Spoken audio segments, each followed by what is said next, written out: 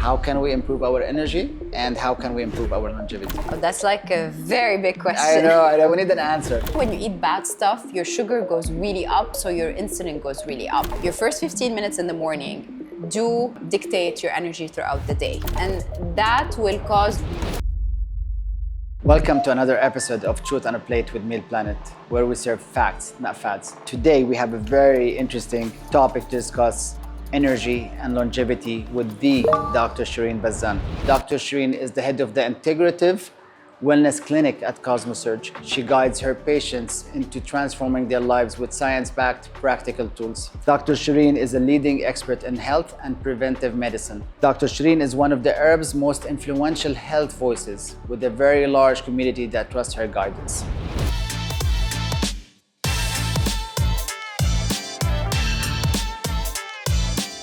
Dr. Cherine, welcome back. Pleasure to have you. Happy to be here. Interesting topic today. We're going to talk about how can we improve our energy and how can we improve our longevity. Oh, that's like a very big question. I know, but we need an answer. Yeah, there's so many factors that go inside the recipe of your daily energy, right? So to simplify it, it's about your first 15 minutes in the morning. So how you wake up in the morning and you reach your phone quickly. Your brain sends a message from the amygdala to your kind of hormone secreting organs that, okay, this is where we're in survival mode. And then your cortisol awakening response, which is the hormone that your immunity, the cortisol, your energy, your mood, and how you actually deal with food. So it's how you actually react to the intake of food via the insulin glucose equation. Okay. It's a lot of information. That's a lot, but I want to process it. Yeah, so just to make it simple, your first 15 minutes in the morning do dictate your energy throughout the day. And it's dependent on your food, it's dependent on your, like, what do you do on your mood, if you go to your email, or if you check your WhatsApp or your social media, or if you take a deep breath and you relax and you really activate your vagus nerve, which is the nerve that is responsible for relaxation, and the parasympathetic pathways, which is restore, rest, and digest. If you see light, if you move, so you see food, breath, light, nature, relaxation, all of these things improve your cortisol throughout the day, how it lasts throughout the day. But not only that, it improves how you process food, how you sleep at night, and therefore a positive cycle for the day to come. So the habit becomes, easier and easier and easier. So what you do during the day impacts how you sleep, and how what you did the day before impacts your next day. Yes. So it's like a positive snowball effect. Right. And if you're doing the bad things, it's a vicious cycle effect. Right.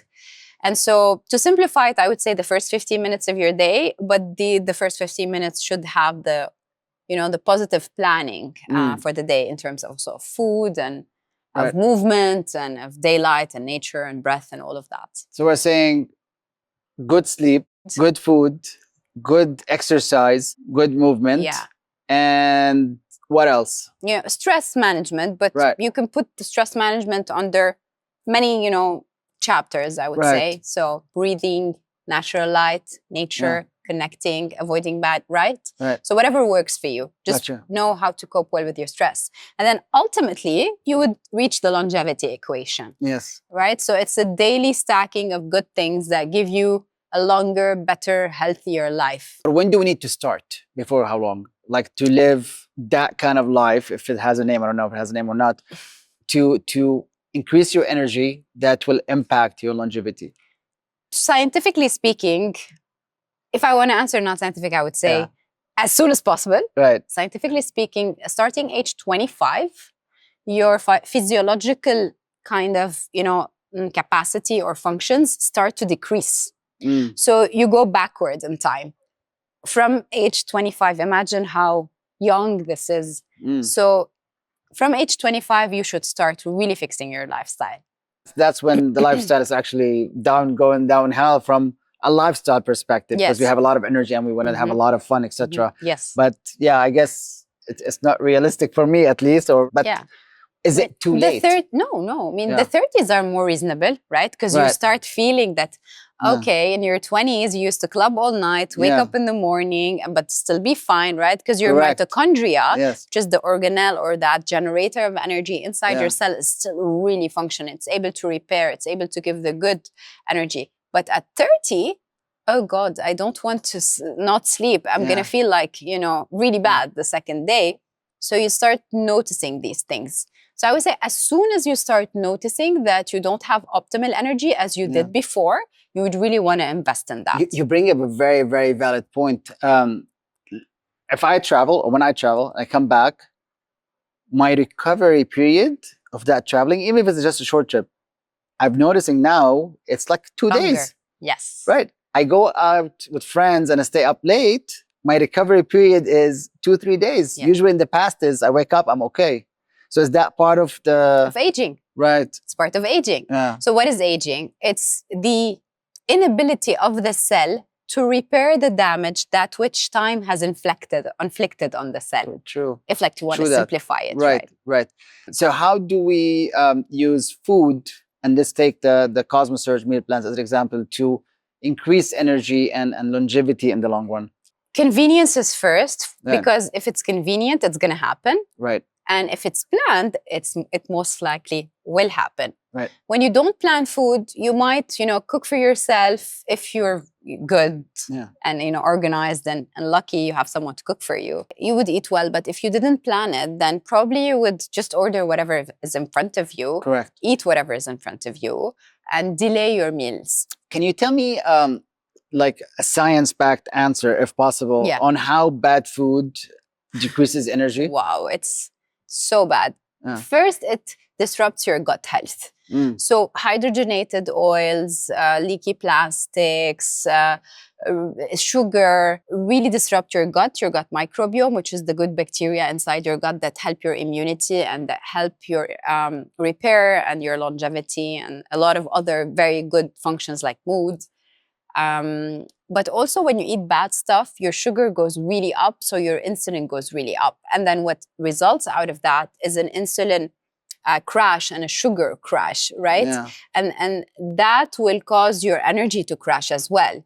And insulin as a hormone is really linked to another set of hormones, which is our reproductive hormones. So you see things like PCOS in women, like polycystic ovarian syndrome, where they're facing a lot of menstrual cycle issues, where they're facing fertility issues. So really no organ or no hormone is isolated from its like sister hormone. It's like a harmony of an orchestra playing with one maestro, right? So if one player or one hormone goes down, the whole band goes like, we're not playing well. That makes a lot of sense. While you were talking, I felt it. This is like when I have a bad meal, how my energy drops after. Sometime when I have heavy carbs, how it drops.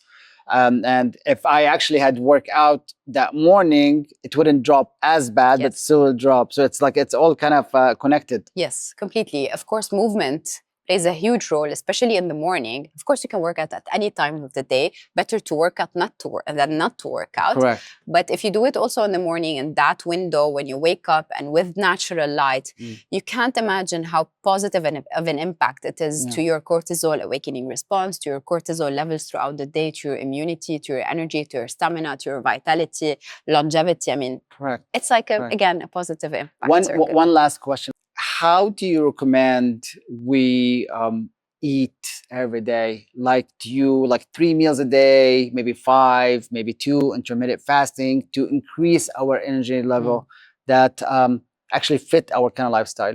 So if I and you eat the same food every single day and then they measure our health outcome in 10 years, we're definitely not going to have the same tests or results or diseases.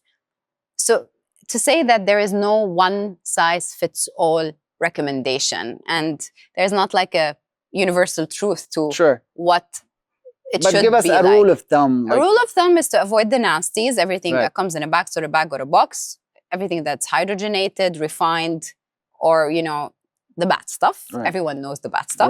The fried food, the sugar, the fast food, the convenient bad stuff. And really increase your intake of, colors, so eat the rainbow, increase leafy greens, the fibers, and make sure you're having your proteins with omega-3 rich foods, anti-inflammatory ingredients if you're really pushing for that, like turmeric, ginger, broccoli that has like a medicinal, therapeutical ingredient, tomatoes. I mean, I could go on. Sounds very and hard. on. Like how I'm gonna prepare all of this. Yeah, order CosmeSurge meal plan. That's right. That's why it's convenient, it's that's easy, it's practical, it's medically backed, you know, it's nutritionally designed to cater for your busy lifestyle and to really give you that proper investment in your health. It's an investment. You're going to order anyway if you're going to order, or you're going to cook, so that you're saving time and convenience. And you're eating well. I'm taking well. Dr. Cherine, thank you so much. That was very lovely. Thank you so much. Did you enjoy this conversation? Follow us on YouTube, Instagram, and TikTok for more.